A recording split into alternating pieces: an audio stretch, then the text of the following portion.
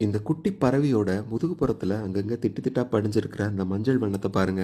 கல்யாணம் முடிஞ்சதும் மாப்பிள்ளைக்கும் பொண்ணுக்கும் அட்சதை தூவும் போது அந்த மங்கள அரிசியில உள்ள மஞ்சள் வண்ணம் மாப்பிள்ளையோட சட்டையில அங்கங்க திட்டு திட்டா படிஞ்சிருக்கும்.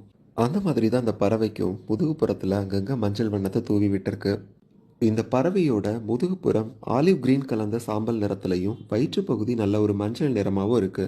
நம்ம ஊர் குளத்து பக்கத்துலேயோ அல்லது தண்ணீர் தேங்கி இருக்கிற சேற்று நிலத்திலேயோ கருப்பு வெள்ளையுமா ஒரு பறவை வாலாட்டிக்கிட்டே போகிறத நீங்கள் பார்த்துருப்பீங்க.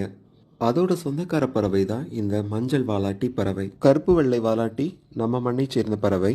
மஞ்சள் வாலாட்டிகள் சைபீரியா, மத்திய ஆசியா, கிழக்கு ஐரோப்பிய பகுதிகளில் இருந்து தமிழ்நாட்டுக்கு குளிர்காலத்தில் வலசை வர்ற பறவைகள். சென்னை பொறுத்த வரைக்கும் பள்ளிக்கரணை சதுப்பு நில பகுதிகளில் தான் இவங்களை கூட்டம் கூட்டமாக அதிகமாக பார்த்துருக்கேன். அதுவும் முக்கியமாக கட்டிடங்களுக்கு இடையில இருக்கிற சேற்று நில பகுதிகள்லையும் புல்வெளி பகுதிகள்லையும் இவங்களை நான் அதிகமாக பார்த்துருக்கேன். மிச்சம் இருக்கிற பள்ளிக்கரணை சதுப்பு நிலம் இன்னும் எவ்வளோ நாள் உயிர்ப்போட இருக்கும்னு தெரியாது. இந்த இடத்தை பற்றிய அறிவு அவங்களோட மரபணுவில் எத்தனையோ நூற்றுக்கணக்கான ஆண்டுகளாக பதிவாகி இருக்கிறதுனால தான் தொடர்ச்சியாக அந்த இடத்துக்கு பயணப்பட்டுட்டு வர்றாங்க.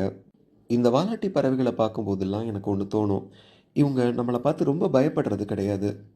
நம்ம பக்கத்தில் போய் நின்றுட்டு இருந்தா கூட அவங்க பாட்டுக்கு அவங்களோட வேலையை பார்த்துட்டு இருப்பாங்க. இத்தனைக்கு இவங்களுக்கு எந்நேரமும் ஏதாவது ஒரு ஆபத்து பக்கத்திலே இருந்துக்கிட்டே தான் இருக்கும். முக்கியமாக வல்லூர் மாதிரியான பறவைகள் இவங்களை ஒரு தின்பண்டம் சாப்பிட்ற மாதிரி